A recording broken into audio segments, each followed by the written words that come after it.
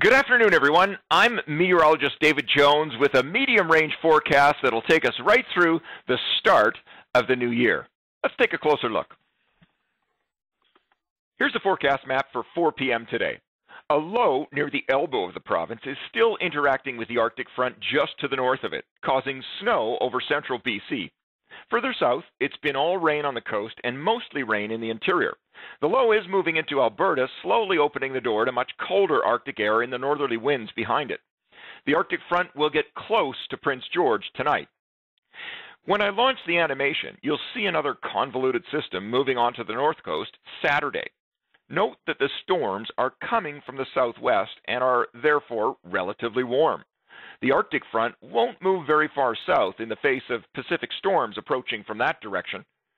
The next system moves in on Monday, this time tracking even further north, so warmer air will flood across the central interior again, and there won't be any precipitation phase challenges on the coast.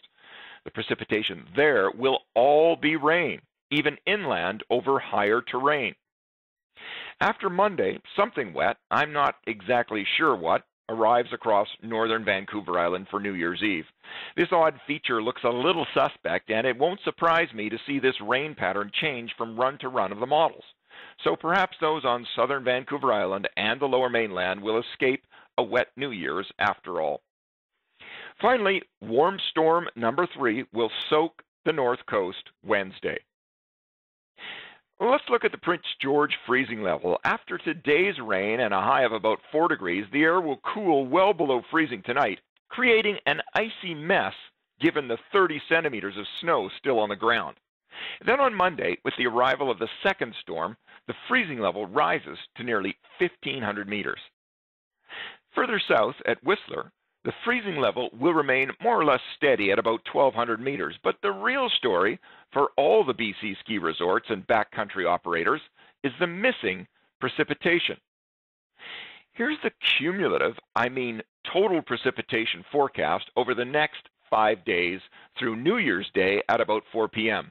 A grand total of 10 to 20 millimeters across the South Coast Mountains, and it's not much different elsewhere. All of us that ski, ride, and skin in the mountains are still looking for the killer storm cycle to build the snowpack. Unfortunately, the day 5 to day 10 period doesn't hold much hope either. And what a fall winter it's been so far. Here's the precipitation timeline for the last 3 months at YVR, the Vancouver International Airport, and it's not exactly a far cry from dry. In October, the average rainfall, or total precipitation, is about 110 millimeters. In 2013, we had all of 40 millimeters in October. In November, the average is 180 millimeters. This year, 125 fell. And in December, check this out, 160 millimeters total precipitation is the average for December at Vancouver. This year, we're at about 50 millimeters with a few days to go.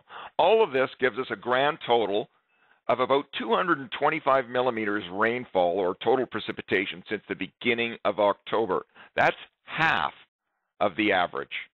That's it for today's YouTube. Thanks for watching. Stay tuned and have a very happy New Year.